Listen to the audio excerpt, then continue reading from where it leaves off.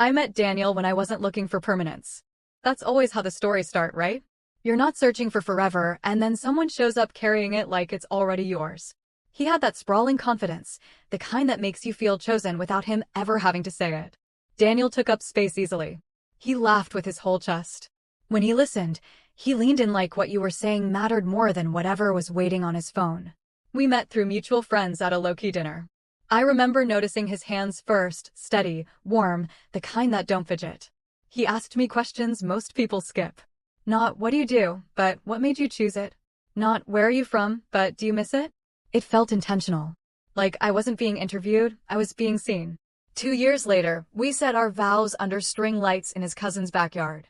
I wore my grandmother's locket, the one she wore through her own difficult marriage, the one my mother told me carried endurance in its weight. Daniel cried when I walked down the aisle. Not loud sobs. Soft, surprised tears. He wiped them away without embarrassment, like a man unashamed of loving fully. The officiant said, "Life will test your togetherness." Daniel squeezed my hand tighter when he said it. We promised to be a team. We meant it. Early marriage was gentle. Pizza boxes on the floor. Board games that lasted too long because we kept laughing instead of playing correctly. Long drives with shared playlists where we rated songs and argued playfully over skips. There's a specific kind of intimacy in seeing someone's toothbrush next to yours. It makes your bathroom look like a future. The first crack didn't look like betrayal. It sounded like one. A sentence Daniel said casually one night while we were brushing our teeth, toothpaste foam still on his lip. We're always on the same side. At the time, it felt comforting. I didn't know it would later be used as leverage. Before I go further, you need to understand Melissa. Melissa existed before I did, but I didn't know that at first. When Daniel and I started dating, Melissa was just a name that floated occasionally through conversation. My best friend Melissa said, "Melissa thinks you'd love this place.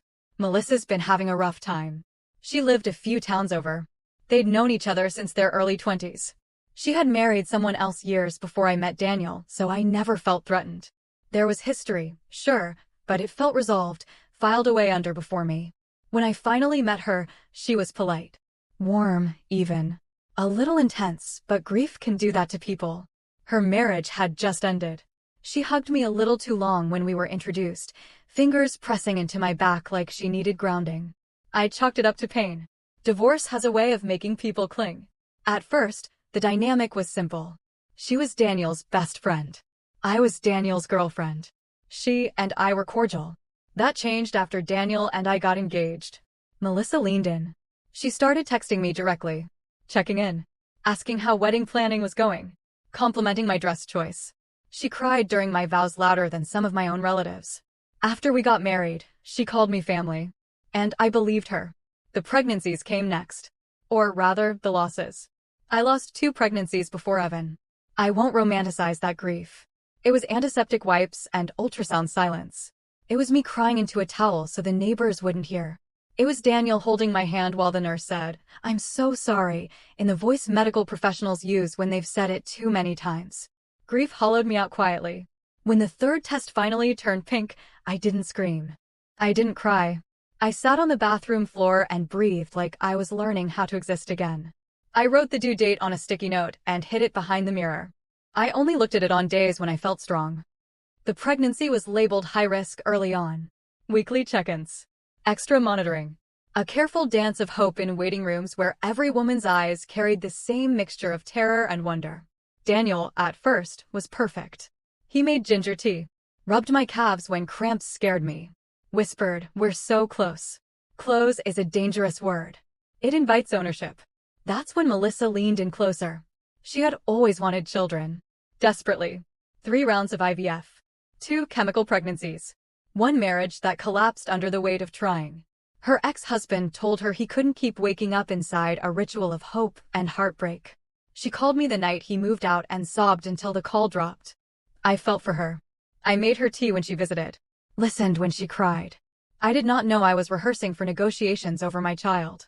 The boundary crossings started small. She'd arrive unannounced. I was just in the neighborhood. She texted me articles about maternal mindset. She put her hands on my belly without asking and whispered, "You beautiful little boy," before my anatomy scan had confirmed anything. One afternoon, she sat across from me on my couch, eyes red, voice trembling. If anything goes wrong, I could. Please don't finish that sentence, I said quickly. She smiled sadly. I'm just saying, you deserve rest. I deserve a chance. My OB told me to reduce stress. Melissa became a stress ecosystem. She cried in my kitchen about her empty nursery, then pivoted seamlessly into, maybe God wants me to mother this baby. Faith weaponized as logistics. The panic attack came 2 weeks later. Spotting. Tight chest. Triage lights too bright. The nurse said, "You're okay right now." I clung to right now like a rope. On the drive home, Daniel said, "She didn't mean harm." I stared out the window as streetlights estirobed past. Harm doesn't need intention. I didn't know yet that Melissa was Daniel's ex-girlfriend. I found out by accident. A conversation between Daniel and his mother, overheard while I stood in the hallway holding a basket of unfolded laundry. Melissa always loved him, his mother said softly. Even before she married Paul. My knees went weak. That night, I confronted Daniel. "You dated Melissa?" He froze. "Yes," he said. "But it was years ago." "It doesn't matter. I was pregnant. High risk. Emotionally brittle. The stress sent me into early labor symptoms. I was hospitalized overnight. Doctors warned me again, stress could cost me this pregnancy." Daniel apologized. Melissa cried. Nothing changed. Cliffhanger. I didn't yet understand why Melissa felt entitled, only that she did. Evan was born at 3:12 a.m. He was soft thunder in my arms. I cried like my body had been holding a scream for months and finally let it out. The room smelled like antiseptic and oranges. Someone prayed. Someone laughed. I was an animal and an angel and a mother. Then came postpartum. The milk. The exhaustion. The intrusive thoughts that skitter along the edges of your brain. My therapist would later say, "Your mind was glass." Melissa inserted herself immediately. Casseroles. House visits. Holding Evan and not giving him back. She kissed his hair and whispered, "Mommy's here." The first time, I thought she meant me. Then I saw her eyes. "Please give him back," I said one night. "You need rest," she replied. "I'm trained for this. Motherhood is more than biology. He is my son." One night, I found the envelope. Manila. Tucked into Daniel's desk. Guardianship considerations. Printed forms. Blank lines. A draft letter arguing that due to maternal mental instability, temporary custody should be considered with the aunt. Melissa's name. Daniel's signature line left empty. The pen beside it. "What is this?" I asked. He swallowed. "It's just exploration. Melissa is spiraling. I'm trying." To reassure her. "Options for my child?" "Our child," he corrected.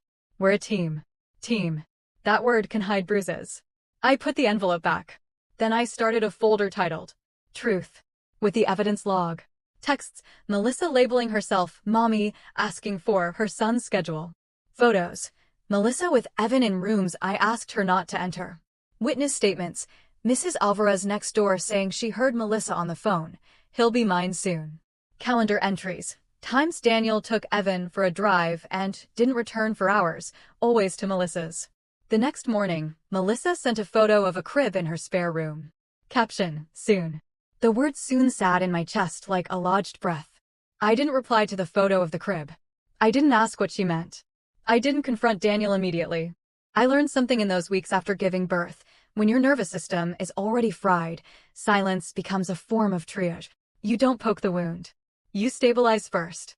But Melissa didn't respect silence. She escalated. She began referring to Evan as our baby in conversation, always lightly, always with a smile, like it was a slip of the tongue instead of a rehearsal. "Our baby has such long fingers. Our baby sleeps better on my chest. Our baby calms down when I sing." Each time she said it, something cold slid down my spine. Daniel noticed.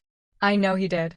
I saw the flicker of discomfort cross his face, but he never corrected her. Not once. He'd laugh awkwardly or redirect the conversation, like this was a social faux pas instead of a psychological boundary being bulldozed in real time. When I brought it up later, he sighed. "She's grieving," he said. "Don't make it about semantics." "It's not semantics," I said quietly. "It's ownership." He rubbed his face. "You're seeing threats everywhere." That's when I realized something important. Daniel wasn't neutral. He was tired. And tired people will sacrifice the wrong things for peace. The rumors started shortly after. At first, they came back to me indirectly. A neighbor asking gently if I was doing okay. A A mutual friend offering to help with the baby if things feel overwhelming. Melissa's cousin messaging me late one night. Hey, I heard you've been having a hard time mentally. Just checking in. I confronted Melissa. Why are people asking about my mental stability? She widened her eyes, wounded. I'm just concerned. You cry a lot. I'm postpartum. And that's exactly my point, she said softly. This is a fragile time. That word again. Fragile. As if motherhood were a crack waiting to be exploited. I began documenting everything more carefully after that. Dates. Times. Exact phrasing. I stopped arguing emotionally and started responding clinically. If she crossed a boundary, I stated it plainly. If she ignored it, I noted it. Daniel noticed the shift. You're being cold, he said one night. No, I replied. I'm being precise. That same night, he told me he was going to stay with Melissa for a few days. She's not okay, he said. She's alone. I looked down at Evan sleeping against my chest, his breath warm, rhythmic, real. And your son? I asked. He needs a calm environment. Something in me went still. Then stay, I said. Help create one. Daniel hesitated. That hesitation was louder than any confession. He packed a bag. He didn't take Evan, not because he didn't want to, but because I stood in the doorway holding my child and said, very calmly, if you try, I will call the police. He stared at me like he didn't recognize me. Maybe he didn't. The house felt different after he left. Not emptier. Quieter. Evan slept better. I breathed easier.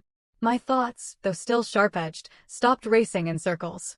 I found a therapist who specialized in postpartum trauma. On our first session, she asked me one question. What are you afraid will happen? I didn't hesitate. They'll take my baby. She nodded, not surprised. Then we planned from that truth. Melissa texted 2 days later. I'll pick him up Tuesday. No question mark. No greeting. Like this was a custody exchange I hadn't agreed to. I replied once. He is not leaving my care. Do not come here uninvited again. She responded within seconds. You can't keep him from the people who love him. That was the moment fear crystallized into resolve. I packed a bag. My mother opened the door before I even knocked. She didn't ask why I was there. She didn't ask where Daniel was. She took Evan from my arms and said, "You look like a promise." I cried into her shoulder, not hysterically, not dramatically, just quietly, like something finally let go.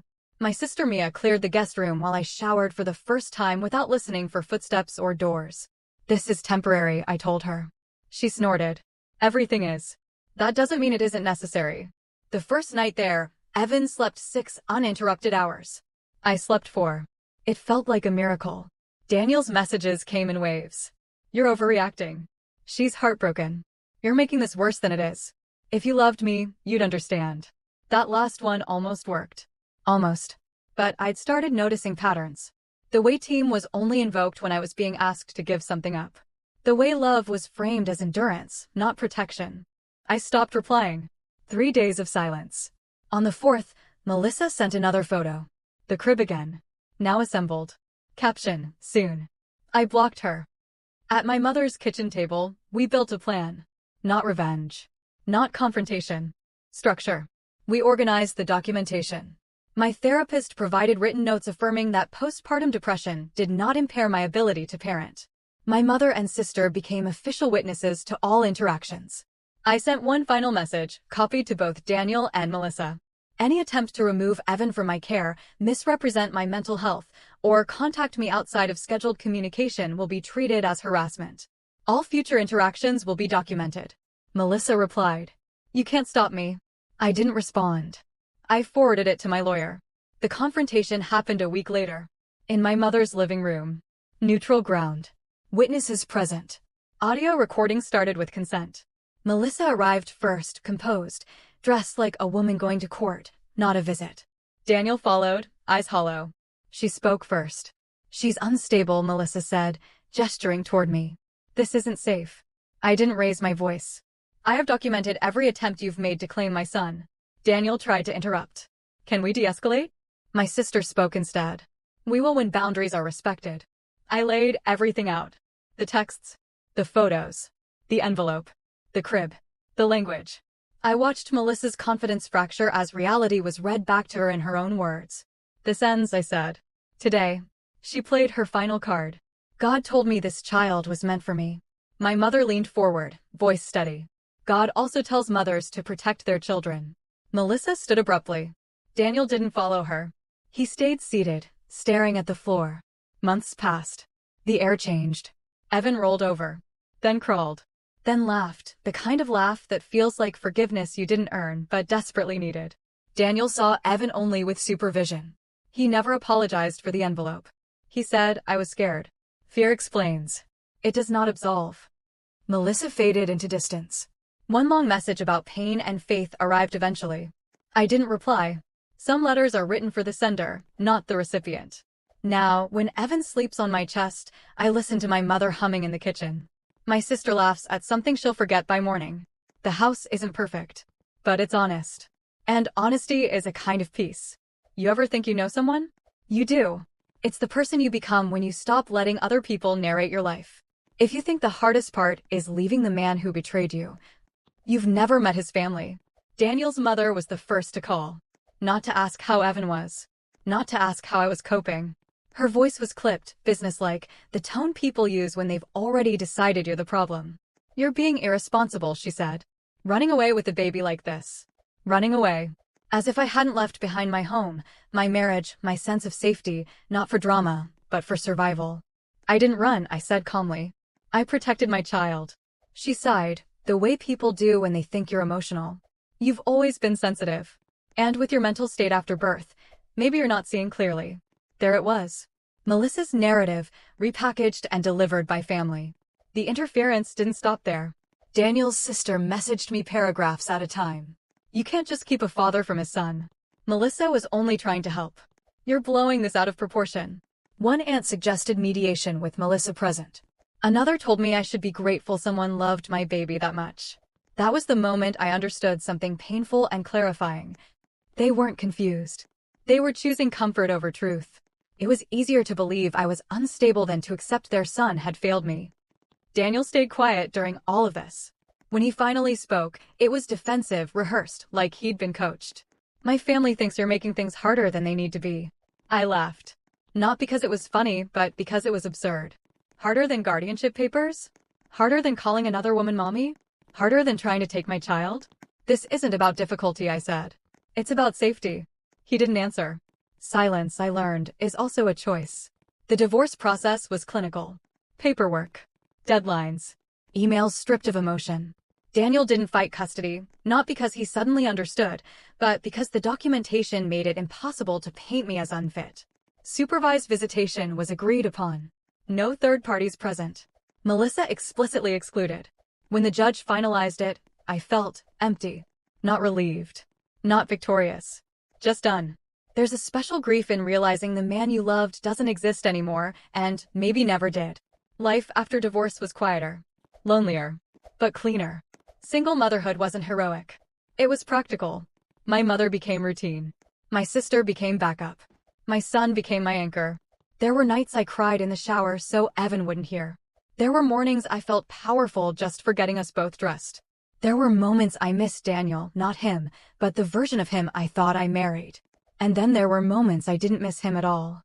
Healing didn't come all at once. It came in small proofs. Evan laughing without tension in the room. Sleeping through the night. Reaching for me without hesitation.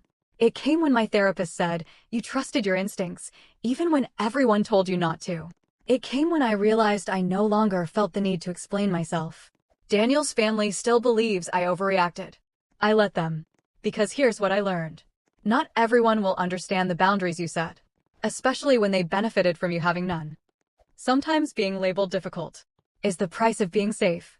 Sometimes being called selfish means you stopped sacrificing yourself. And sometimes the most irresponsible thing you can do is stay quiet when your child needs you loud. And something I have learned throughout this journey is, if protecting your peace costs you people, they were never protecting you. And if choosing yourself makes you the villain in someone else's story, remember this. Villains don't usually save their children, but mothers do.